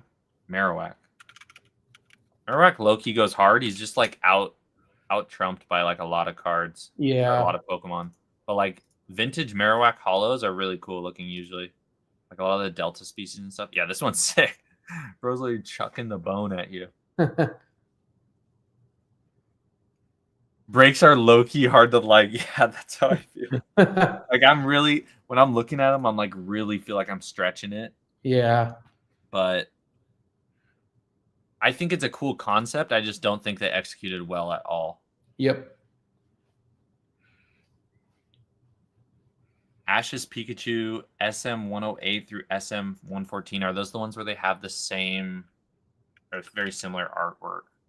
Let's see, Ash's Pikachu SM108. I think these are the ones that like where he's wearing the hat. Yeah. Oh yeah. Those are cool. You want to know the one that I've been thinking of ever since TCA Gaming made a video about it? And I actually got a PSA 10 of it. Is the On the Ball promos. On the Ball. On the Ball. I bought a PSA 10 Eevee On the Ball this weekend or I traded for it at $130. Wow. That doesn't sound bad at all. The Pikachu and the Eevee are really the only ones you want. I think the Pikachu is already pretty expensive. I could be wrong. But let's go to alt, actually, because that might be easier. But they're pretty niche, and like I think the promos are literally sitting at like $30. I know the Eevee is, but I don't know about the Pikachu. Is this financial advice? Because I'm gonna go buy all of them. This is not financial advice. Let's see. Pop 2200, $256. I have to look up what the raw is. On the Ball. I'm gonna guess like $60.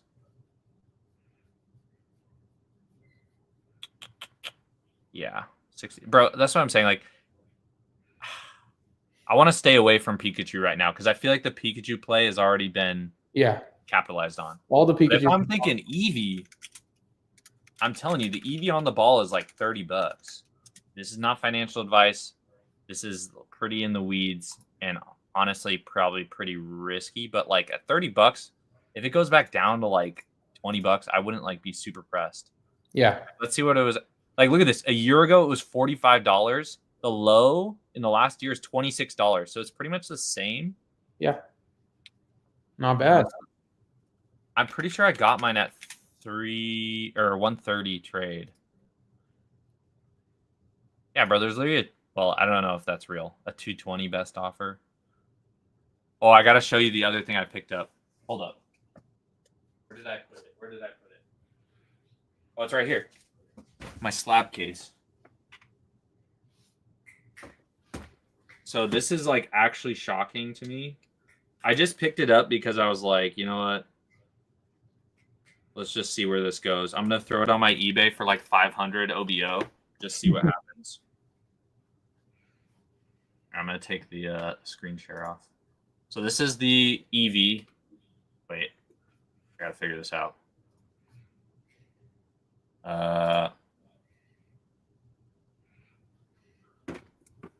For anyone curious. Oh, this is what I picked up. So I got this at 120 trade value. The last comp. Ooh, Secret Wonders. 110. It's a Combuskin reverse hollow from Great Encounters. 9 millisert. Ooh, the last sold this month for $110. I looked at it. I was like, at $110, I don't mind this card. Or 120, I don't mind this card as a PSA 10. I looked at it, bro. It's pop 7. Dude. I was like, dude, I have to put this for 500 OBO on eBay. You need to find the other 6. Yeah. Let me see what else. I don't have much, bro. I mean, I do like these rainbows. So I know I've been shilling rainbows, but like really, you realistically should only be if you're gonna make a play on them, only get the popular Pokemon. I did the Lovebirds, and then I got the regular Latios. But then I also have these from like a trade where I got them at pretty good value. So this is the Dragonite from Dragon Majesty. Mm-hmm. They look so bad on the camera, bro. Holy hell. Suicune from Lost Thunder. Oh, that looks cool. Yeah, that one's cool. I think I got that one for like I don't remember, 270. Lucario, Forbidden Light. Again, I like the Lucario play right now. I purposely did not bring these to the show because I feel like they can hit like 400 or 500. I could be wrong. And then I have the Entei. Those are the only ones. Cool too. Yeah. It's annoying that they don't have a Raikou full art rainbow, but they have the other two. But yeah, that's on today's episode of Shill My Bags. My bags. That's what we got. Yeah. Okay. Let's see. Last minute questions. Anyone in the chat send last minute questions, comments, concerns. What is the next S tier Pokemon? Don't say Mew. S tier Pokemon. I feel like, well, no, actually that's Greninja's already kind of played out. It's not S tier to me, but like popular. I don't want to say Lucario because that's also maybe a little played out, but like Loki still has some room. Dragonite's probably already S tier. Like he's talking about like one that's not as well known. Let's see. It's tough because I feel like they've already filtered out. Are we talking about like S tier of like that has really good like artworks? Amar, can you clarify? Are we talking S tier artworks? Are we talking S tier like sleeper is not already talked about enough? Are we talking sales? Are we talking just in the hobby in general? Magikarp, I like that one. In terms of future value, low-key what I did just to see what the results were a while back was just look up most popular Pokemon. And you can actually see on... Wait, this is Pokemon's website, but there is a... No, I don't want to do this one. I thought it was on like Justin Basil or something.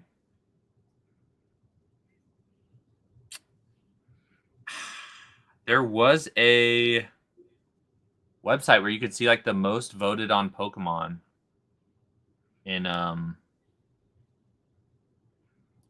wait, what is this? Oh, this shows you one by one. Mimikyu, Lucario, Greninja, you fucker. Yeah, this is, I mean, these are, what? How did Toxtricity even get up here, bro? Yeah, that's pretty crazy. That is crazy. And Dragapult? I mean, even Arcanine and Flygon feel like a stretch. I do think, I mean, Gardevoir, like, she's been running, but, like, she's getting more notoriety, I feel like, as time goes on. Not only in terms of the megas, but you got a Gardevoir plush, bro. Like, that's crazy. That's true. They've been blessing her with the playability and the SIRs and all that. Everything. Like all rays are expensive. Okay, so yeah, you're thinking like maybe hasn't hit the peaks. I think Gengar 2 is like in that same category where it's like there's not a single Gengar that you can buy that's an Umbreon too. Yeah. Ray, Gengar, Umbreon. Let's see. I want to find, I'm gonna try to do it off screen to see if I can find it. I really like Darkrai. That's a good one. Yeah. Like Darkrai, Cresselia. If you look at Cresselia from, what is it, Great Encounters, it had one of the craziest, like, it had a really nice artwork. Yeah, the good thing about, like, this speculation is that, like, these things could change on a dime because all it takes is, like, a new era or a new game or whatever to popularize it for the kids nowadays to like make it a thing. Yeah.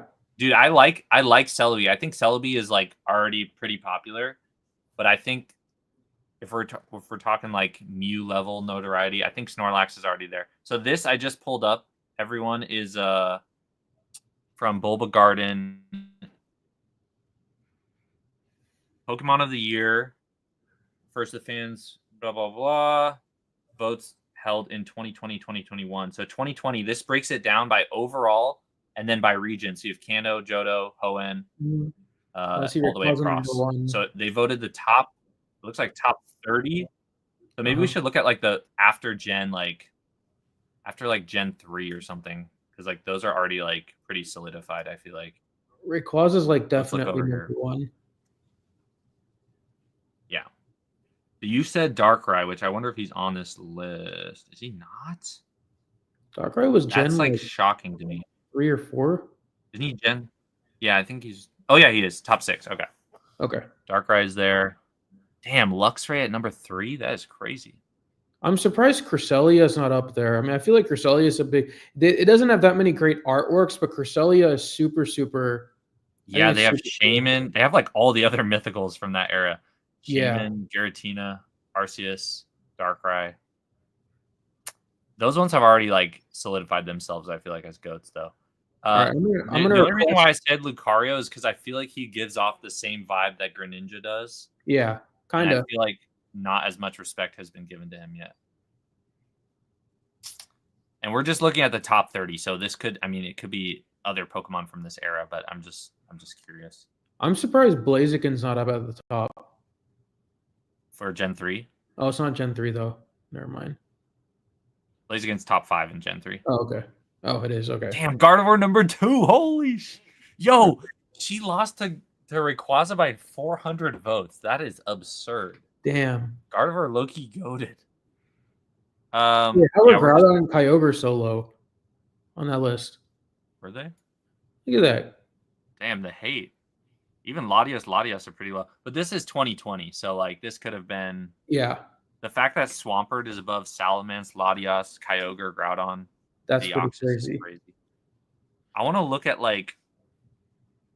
I feel like Diamond and Pearl, if they ever do like a black and white set, it's gonna be like I'll have peaked in my life because that was the era I played the most. Black and white. I don't know if I feel like there's Chandelure, bro. What is this? Black and white had. I like Crocodile, but this is like probably would never be a top. Superior. I don't mind Superior. Those are just like they just don't get me going, bro. Like they're not as like Keldeo maybe. Keldeo is kind of a mythical. Keldeo, Trachean. Yeah. Trachean was pretty cool. They're not dogs. What are they? They're like deer or something. The 3 were they like the 3 beasts or something? I don't remember. Tyrantrum. This is XY. Oh, they have like Rampardos. Dude, Talonflame. Talonflame. The Dene's kind of gotten pretty. I feel like Yveltal could be S tier. Yveltal goes crazy. Yeah, it is a crazy Pokemon. Dark flying type. I love how we just did not answer Amar's question, but we're figuring it out.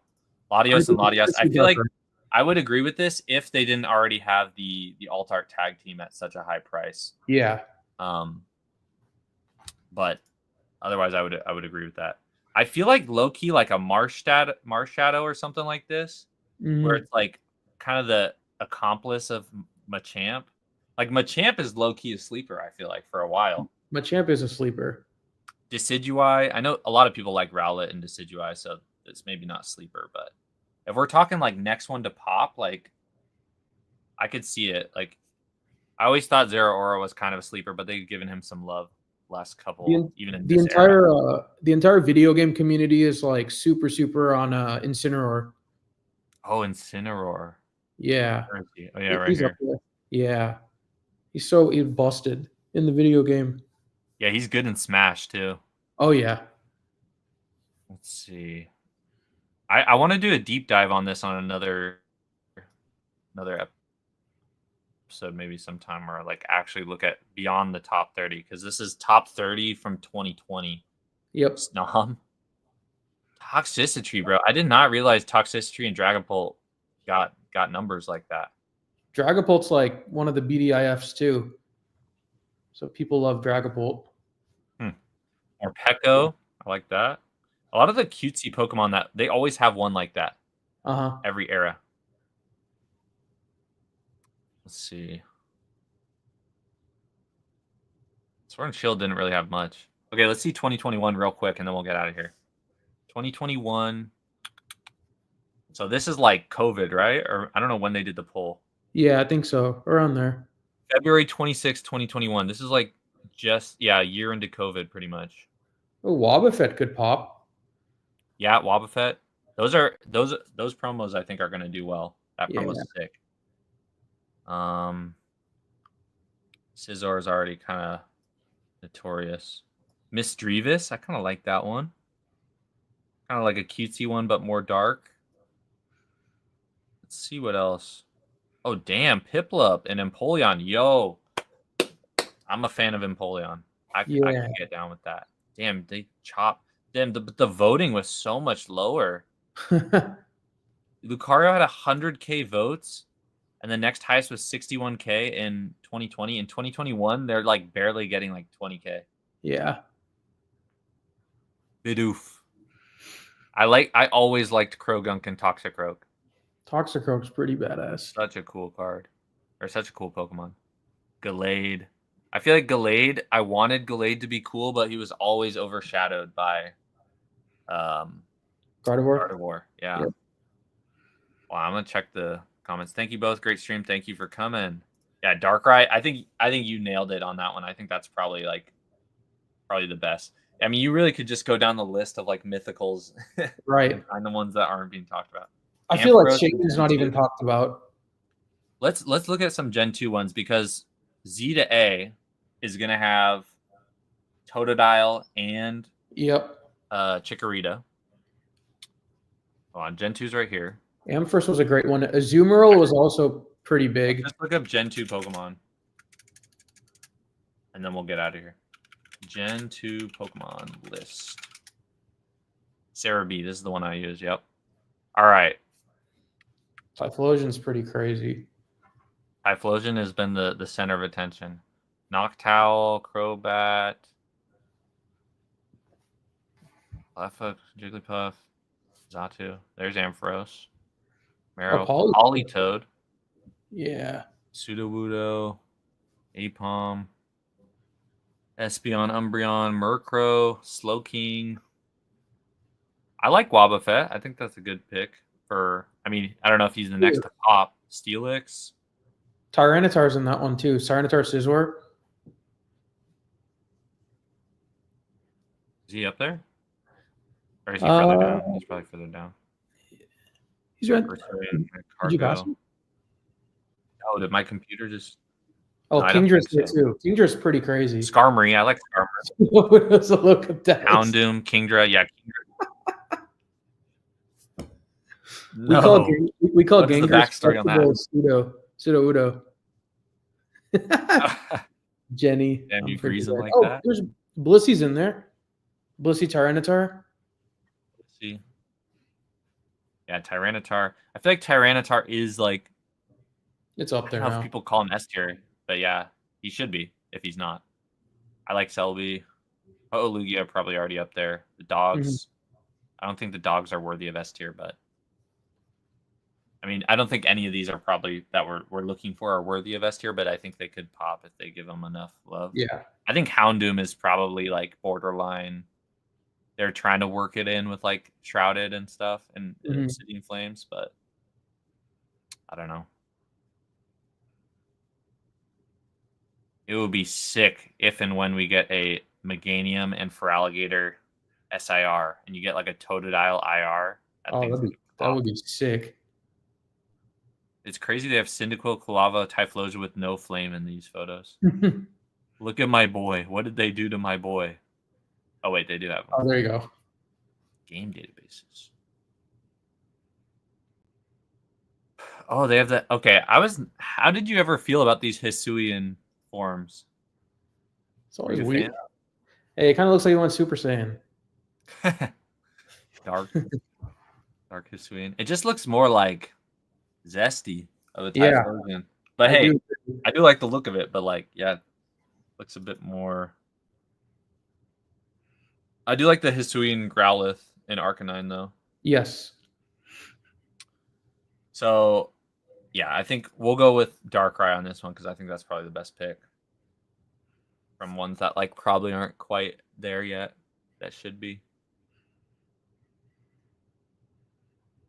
Shuckle, locking it in. All right. All right. Well, if there are no more comments, questions, concerns, Milana will give you the rest of your night back. Thank you for joining again. Let me Absolutely. in his Instagram one more time for anyone who does not already follow him. You should be. Go hound him about ponchos and how it was the wrong decision, or go buy his gold stars.